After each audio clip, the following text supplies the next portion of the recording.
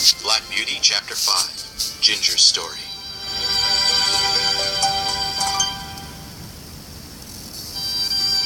As I've said, Ginger wasn't terribly friendly toward me at first. But the longer we worked together, the better we got along. One warm afternoon, we were out in the orchard. Ginger and I stood under the big chestnut tree while the other horses grazed. I told her about my life before coming to Birtwick Park. You're lucky, she said when I finished. If I'd grown up with your farmer Gray, I might have a good temper too. But I'm afraid it's too late for me. What do you mean? I asked. My life has been very different from yours, she said. Before coming here, no one was ever kind to me. I was taken from my mother as early as possible and put in with several other young horses. We had food and shelter, but that was all. There were no kind words or pats like you had. That's too bad, I said, feeling sorry for her. Yes, and you just told me that your master chased away a boy who threw rocks at you, she said. Well, a whole group of boys used to throw things at us to make us run.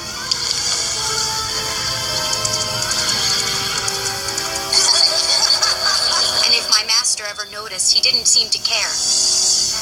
One colt even got hit in the face. The poor horse probably still has a scar. Oh no, I said softly. At least you had a pasture to play in, I added a moment later, looking around the orchard.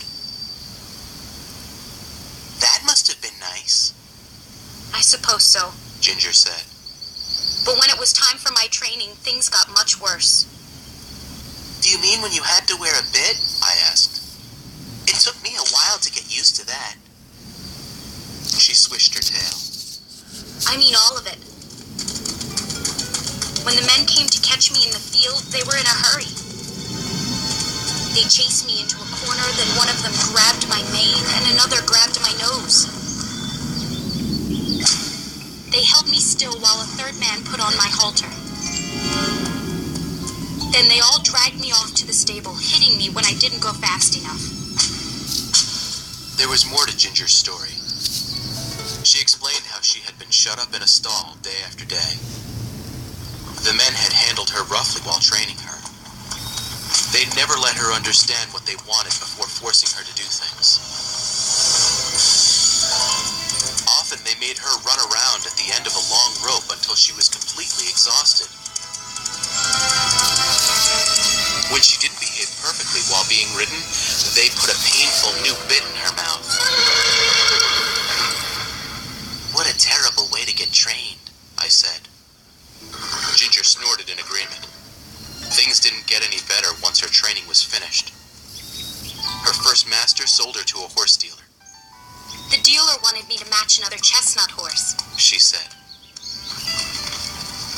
He drove us together for a while and then sold us to a rich gentleman in London. Our new owner liked to drive with a very tight check rein. What's a check rein? I asked. You're lucky not to know, Ginger said. It's an extra rein that forces a horse to hold her head up very high.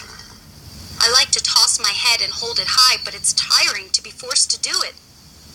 I didn't really understand what she meant, but it sounded very unpleasant. I stayed quiet as she continued her story.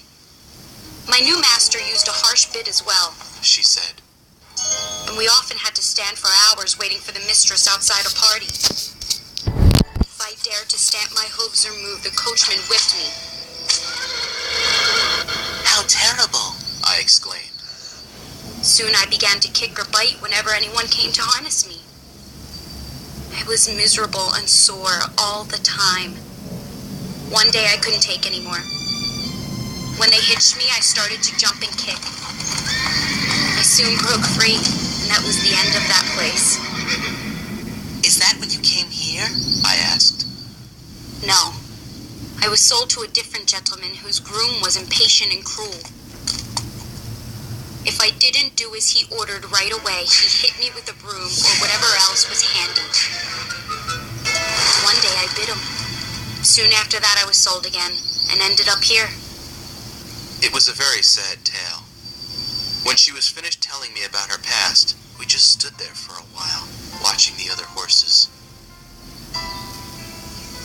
But the longer we all lived at Birtwick Park, the calmer and more relaxed Ginger became.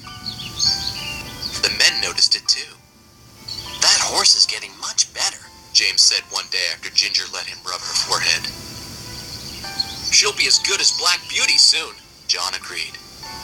Kindness is all she wanted after all.